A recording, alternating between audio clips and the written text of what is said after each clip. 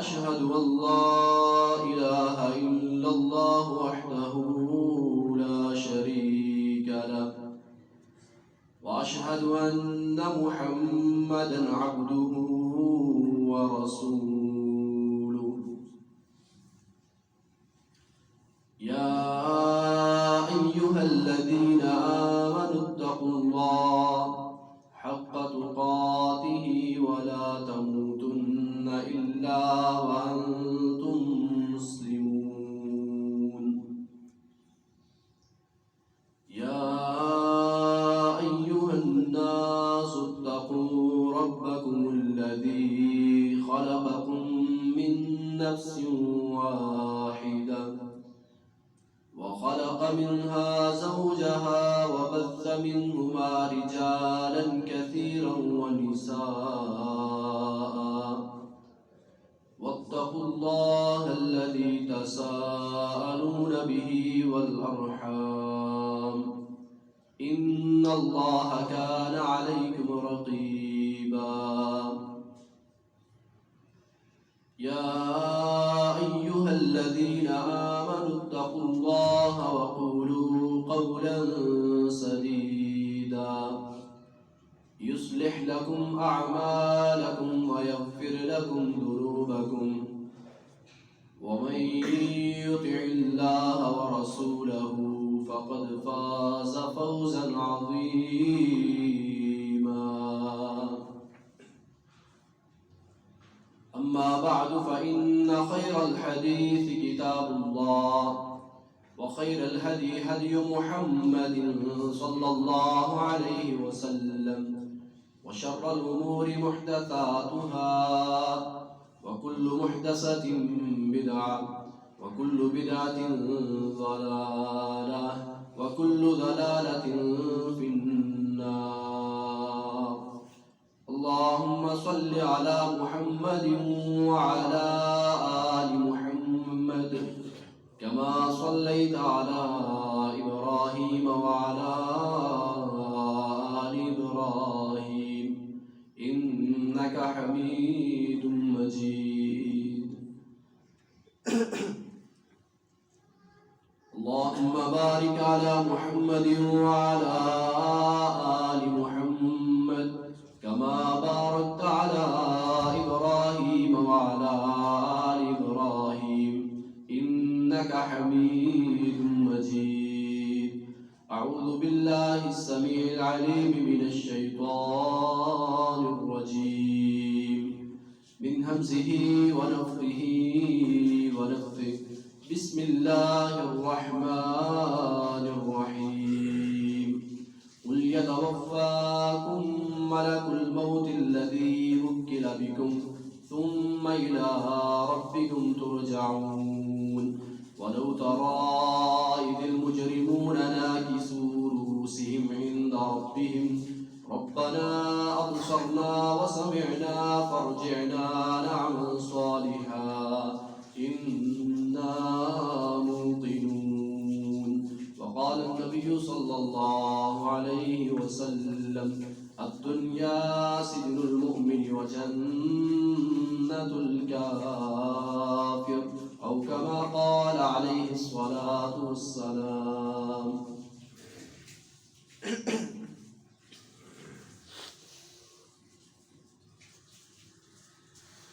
تمام قسم کی تعریفات تسبیحات اللہ احکم الحاکمین کے لیے رب العالمین کے لیے اور درود و سلام پیارے پیغمبر ذاکر کوثر شافی محشر سید الاولین والآخرین امام الانبیاء محمد رسول اللہ صلی اللہ علیہ وآلہ وسلم کی ذات اقدس پر کہ جن کو اللہ رب العزت نے ہمارے لیے ہادی رہبر اور رہنما بنا کر بھیجا ہے۔ عزیز بھائیوں، دنیا کے اندر جتنے بھی لوگ ہیں یہ سارے کے سارے مسافر ہیں، سفر کرنے والے ہیں۔ اللہ تعالیٰ نے سورہ سجدہ کے اندر فرمایا ہے قُلْ يَتَوَفَّاكُمْ مَلَكُ الْمَوْتِ الَّذِي وُكِّلَ بِكُمْ، کہ جب فوت کریں گے تم کو وہ فرشتے جو تمہاری طرف بھیجے گئے، جو تمہارے سپرد کیے گئے، جب وہ تمہاری روح نکالیں گے، ثم الی ربکم ترجعون، پھر آپ کا جو کوچ ہے وہ شروع ہو جائے گا، سفر شروع ہو جائے گا، آپ اپنے اللہ کی طرف لوٹا دیے جائیں گے۔ اور اللہ تعالیٰ نے سورہ بقرہ میں فرمایا وَاتَّقُوا يَوْمًا تُرْجَعُونَ فِيهِ إِلَى اللَّهِ، کہ اس دن سے ڈریں جس دن آپ کا اللہ کی طرف سفر شروع ہونا ہے۔ انسان دنیا کے اندر زندگی بسر کرتا ہے، اس کی آرزویں اور خواہشات بہت زیادہ ہوتی ہیں۔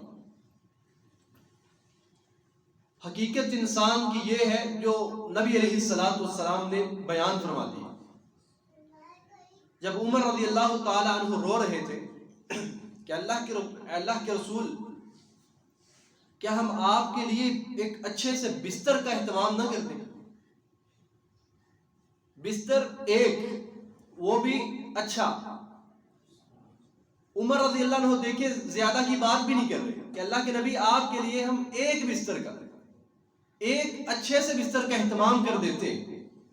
تو نبی علیہ السلام نے فرمایا کہ اے عمر نہیں، میری مثال تو اس مسافر جیسی ہے جو سفر کرتے ہوئے ایک درخت کے سائے کے اندر تھوڑی دیر کے لیے رکا ہے آرام کی غرض سے اور پھر چل پڑا ہے۔ امام ابن حبان رحمہ اللہ نے یہ بات لکھی ہے روضۃ العقلاء کے اندر کہ اذا بلغ الرجل 40 سنہ ناداہ مناد من السماء دنا الرحیل فاحد تزادا، کہ جب ایک شخص کی عمر 40 سال ہو جاتی ہے تو آسمان سے ایک آواز لگانے والا اس کو آواز لگاتا ہے کہ دنا الرحیل فاحد تزادا، آپ کا کوچ کا وقت قریب آ گیا، جو کچھ پکڑ سکتے ہو پکڑ لو، دنیا سے جانے کا وقت آپ کا قریب آ چکا ہے، جو آپ لے سکتے ہیں اپنے آگے والے سفر کے لیے، جو آپ پکڑنا چاہتے ہیں پکڑ لے لیں۔ یہی وہ بات تھی کہ موسیٰ علیہ السلام کے پاس ایک عورت آتی ہے اور آ کر کہتی ہے کہ اے موسیٰ، میرا جو بھی بیٹا ہے وہ 200 300 400 200 سال یا 300 سال یا 400 سال اتنی عمر کو پہنچتا ہے تو وہ فوت ہو جاتا ہے۔ وہ تعجب کر رہی ہے، حیران ہے، سوال کر رہی ہے، وجہ پوچھ رہی ہے۔ تو موسیٰ علیہ السلام نے کہا کہ میں تمہیں کیا اس سے بھی زیادہ تعجب کی بات نہ بتاؤں کہ ایک ایسی امت آئے گی جن کی عمریں جو ہیں وہ 60 سے 70 سال تک ہوں گے۔ اس نے حیرانگی کے ساتھ کہا، اس نے کہا اگر میں اس امت کو پا لیتی ہوں اتنا عرصہ تو میں ایک درخت کی چھاؤں میں گزار دوں۔ یہ 60-70 سال کیا ہے، اتنا عرصہ میں ایک درخت کی چھاؤں میں گزار دوں۔ نبی علیہ السلام نے فرمایا تھا کہ میری امت کی جو عمر کا دورانیہ ہے یہ 60 سے 70 سال ہے، اس سے پہلے ہی لوگ دنیا سے رخصت ہوتے چلے جائیں گے۔ تو عزیز بھائیو، یہ جو دنیا کے اندر ہم زندگی بسر کر رہے ہیں یہ بہت تھوڑا وقت ہے، ہماری آرزویں زیادہ ہیں، ہماری خواہشات زیادہ ہیں، وقت بہت تھوڑا ہے۔ اس وقت کے اندر اللہ کی رضا کو حاصل کرنا ہے، اس وقت کے اندر اللہ کی محبت کو پانا ہے، اس وقت کے اندر اللہ تعالیٰ کو خوش کرنا ہے۔ علماء کرام 5 چیزیں بیان کرتے ہیں کہ انسان دنیا میں زندگی بسر کرتا ہے، 5 منازل سے اس کو گزرنا پڑتا ہے۔ 5 منازل قرآن و سنت کی روشنی کے اندر 5 منازل ہیں جن کو طے کرنے کے بعد انسان اپنے رب تک پہنچتا ہے۔ ان منازل کا تفصیل کے ساتھ تذکرہ کیا ہے، فرمایا پہلی منزل یہ ہے، دوسری یہ ہے، پہلے انسان اس کا مقابلہ کرے گا، اس سے نکلے گا تو دوسری اس کا انتظار کر رہی ہوگی، اس سے نکلنے کی کوشش کرے گا، تیسری اس کو چمٹ لے گی، تیسری اس کو پکڑ لے گی، اس سے نکلنے کی کوشش کرے گا، چوتھی آ جائے گی، 5ویں آ جائے گی۔ اور وہ 5 منازل ہیں، ان میں سے اپنے آپ کو گزارنا ہے۔ اور گزارنا کیسے ہے؟ جیسے عبد الرحمن بن عوف رضی اللہ عنہ کو عمر رضی اللہ عنہ نے کہا تھا کہ تقوی کا مطلب کیا ہے؟ فرمایا ان میں سے جو پہلی منزل ہے وہ کیا ہے کہ اپنے آپ کو شبہات کا شکار نہیں کرنا چاہیے۔ عزیز بھائیو، اس بات کو سمجھیے گا کہ آج ہماری اکثریت جو ہے وہ شبہات کا شکار ہو چکی ہے۔ یہ شبہات کیا چیز ہے؟ ہمارا ایمان جو ہے وہ بہت زیادہ کمزور ہو چکے ہیں.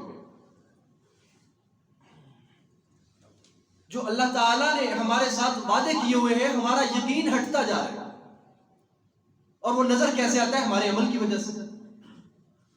اللہ تعالیٰ نے فرمایا آپ یہ کریں گے یہ صلہ ملے گا، یہ کریں گے یہ صلہ ملے گا. وسوسے ہیں، اسلام کے اوپر اعتراضات ہیں، اسلام کے بارے میں اعتراضات کیے جاتے ہیں. یہ شبہات ہیں جو انسان کے دماغ میں آتے ہیں. اور علماء لکھتے ہیں جو ضعیف البصیرت انسان ہوتا ہے اس پر شبہات کی کثرت کے ساتھ الغار ہوتی ہے. جیسا کہ آج کل کے ملحد لوگ جو ہیں وہ اسلام کے بارے میں لوگوں کے قلوب و اذہان کے اندر شکوک و شبہات ڈالتے ہیں کہ جیسے ایک مرد کی گواہی ہے ایسے ایک عورت کی گواہی برابر کیوں نہیں ہے. اسلام کا قانون تو اس طرح کا نہیں ہے. یہ اسلام نے ایک مرد کے لیے 4 بیویوں کی اجازت کیوں دی ہے؟ ایک عورت کے لیے 4 شوہروں کی ممانعت کیوں ہے؟ یہ جو پردہ ہے اس کے بارے میں شبہ ڈالا جائے گا. یہ جو داڑھی ہے اس کے بارے میں شبہ ڈالا جائے گا کہ اس کے اندر اسلام ہے. یہ اسلام میں داڑھی ہے، داڑھی میں اسلام نہیں ہے. اسلام میں زبردستی نہیں ہے، جبر نہیں ہے. اسلام کے اندر پردہ نہیں ہے، ایسے نہیں ہے ویسے نہیں ہے. یہ شراب کیوں حرام ہے؟ اس کی کیا حکمت ہو سکتی ہے؟ تو عزیز بھائیو یہ وہ پہلی چیز ہے کہ انسان شبہات کا شکار ہوتا جاتا ہے. اور اس کی وجہ کیا ہے؟ علم الکتاب و سنت، کتاب و سنت کی تعلیمات سے انسان کا دور چلے جانا. انسان کا جو یقین ہے وہ بہت زیادہ کمزور ہو چکا ہے. جو اس کی آرزویں ہیں، جو اس کی تمنائیں ہیں، یہ اللہ سے نہیں ہے جتنی اس کی آرزویں تمنائیں مخلوق کے اوپر ہے. فلاں میرا یہ کام کر دے گا، فلاں سے یہ ہو جائے گا، فلاں سے یہ مل جائے گا. حضرت حسن رضی اللہ تعالی عنہ، امام ذہبی رحمہ اللہ نے سیر و اعلام النبلاء کے اندر حضرت حسن رضی اللہ عنہ کا واقعہ لکھا ہے کہ دیکھیں آج ہمارے اندر یقین کی کتنی زیادہ کمزوری پائی جاتی ہے. اور یہ کمزوری حقیقت کے اندر ایمان کی کمزوری ہے. اور یہ جو یقین ہے یہ حقیقت کے اندر ایمان کی بنیاد ٹھہرتا ہے. حضرت حسن رضی اللہ تعالیٰ عنہ کے بارے میں لکھا ہے نبی اسلام نے فرمایا تھا کہ میرا یہ جو بیٹا حسن ہے اللہ تعالیٰ اس کے ذریعے مسلمانوں کی 2 جماعتوں کے درمیان صلح کروائیں. اور پھر یہی ہوا کہ حضرت حسن رضی اللہ تعالیٰ عنہ خلافت سے دستبردار ہوتے ہیں، خلافت کو چھوڑ دیتے ہیں. یہ واقعہ ذرا لمبا ہے. المختصر جب حسن رضی اللہ عنہ خلافت کو چھوڑتے ہیں تو امیر معاویہ رضی اللہ تعالیٰ عنہ خلیفۃ المسلمین بن جاتے ہیں. اور جو خلیفہ کا وظیفہ ہوتا ہے سالانہ، امیر معاویہ رضی اللہ عنہ حضرت حسن رضی اللہ تعالیٰ عنہ کے گھر بھیج دیا کرتے تھے 1 لاکھ دینار سالانہ. تو سالوں میں سے ایک سال ایسے ہوا کہ حضرت حسن رضی اللہ تعالیٰ عنہ کو ان کا وظیفہ لیٹ کر دیا گیا. ان کے گھر میں وظیفہ پہنچایا نہیں گیا، لیٹ کر دیا گیا. تو حسن رضی اللہ تعالیٰ عنہ پر تنگی آ جاتی ہے، حالات تنگ ہو جاتے ہیں. تو آپ ایک قلم اور دوات کو منگواتے ہیں اور ایک لیٹر لکھنے لگتے ہیں امیر معاویہ رضی اللہ عنہ کی طرف. تو اسی بات کو رات کو سوچتے رہے کہ لکھتا ہوں تو پھر کہتے ہیں کہ چلے میں یہ کل لکھ لوں گا، اور سو جاتے ہیں. تو جب سو جاتے ہیں رات کو خواب آتی ہے.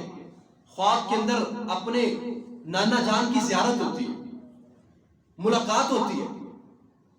نبی اسلام فرماتے ہیں کہ حسن کیا حال ہے تمہارا؟ حسن کیسے ہو آپ؟ تو کہنے لگے انا بالخیر یا ابتی، ابا جان میں خیریت سے ہوں، ابا جان میں خیریت سے ہوں. اور دوسری بات کرنے لگے کہ آج کل ہمارے حالات بہت زیادہ تنگ ہو چکے ہیں، حالات بہت زیادہ خراب ہو چکے ہیں کہ امیر معاویہ سالانہ 1 لاکھ دینار بھیجا کرتے تھے، اس دفعہ وہ نہیں ہے. اور حسن کہتے ہیں کہ میں نے قلم اور دوات منگوائی ہے تاکہ میں ایک خط لکھوں میرے معاویہ کی طرف. تو رسول اللہ صلی اللہ علیہ وسلم فرماتے ہیں اے حسن تم ایک مخلوق ہو، اے حسن تم مخلوق ہو کر ایک مخلوق کو رزق کے بارے میں یاد دہانی کروانے لگے. این الخالق، اللہ کہاں ہے؟ تم مخلوق ہو کر ایک مخلوق کو رزق کے بارے میں یاد دہانی کروانے لگے ہو. این الخالق، خالق کہاں ہے؟ حسن کہنے لگے کہ پھر میں کیا کروں؟ تو نبی علیہ السلام نے ایک وظیفہ بتایا، ایک طریقہ بتایا، ایک دعا سکھلائی کہ حسن یہ پڑھا کرو، یہ دعا کیا کرو کہ اے اللہ مخلوق کے ساتھ میری تمام مخلوق کے ساتھ جو میری تمام آرزوئیں ہیں، جو تمنائیں ہیں، جو خواہشات ہیں، ان ساری کی ساری خواہشات کو توڑ کر، ساری امیدوں کو توڑ کر اے اللہ اپنے ساتھ وابستہ کر دے کہ میرا فلاں بندہ میرا یہ کام کر دے گا، فلاں یہ کر دے گا، فلاں سے یہ ہو جائے گا، فلاں سے یہ مدد مل جائے گی. یا اللہ مجھے غنی کر دے تو یہ. اللہ کے رسول علیہ السلام نے یہی ایک دعا بھی بتلائی تھی کہ اللہم انی اسألک الہدی والتقی والعفاف والغنی. اللہ میں تجھ سے ہدایت کا سوال کرتا ہوں، پرہیزگاری کا سوال کرتا ہوں، پاک دامنی کا سوال کرتا ہوں، والغنا، اور میں اللہ تجھ سے نفس کے غنی ہونے کا سوال کرتا ہوں. فرمایا حسن یہ دعا کیا کرو، یہ پڑھا کرو کہ اللہ مخلوق سے میری تمام امیدیں توڑ کر اپنے ساتھ وابستہ کر دے. مجھے دنیا کے اندر تو اپنے سوا کسی اور کا محتاج نہ بنا. اور یہ بھی کہا کرو کہ اللہ مجھے میری ذات کے اندر ایسا یقین پیدا کر دے جو تو آج سے پہلے کسی کو عطا ہی نہیں کیا، اور نہ میرے بعد تو کسی اور کو عطا کرے. حسن رضی اللہ تعالیٰ عنہ کہتے ہیں کہ میں 7 دن تک مسلسل یہ دعا پڑھتا رہا، یہ دعا پڑھتا رہا، یہ وظیفہ اس کو میں پڑھتا رہا 7 دن تک. تو 7 دن کے بعد رسول اللہ صلی اللہ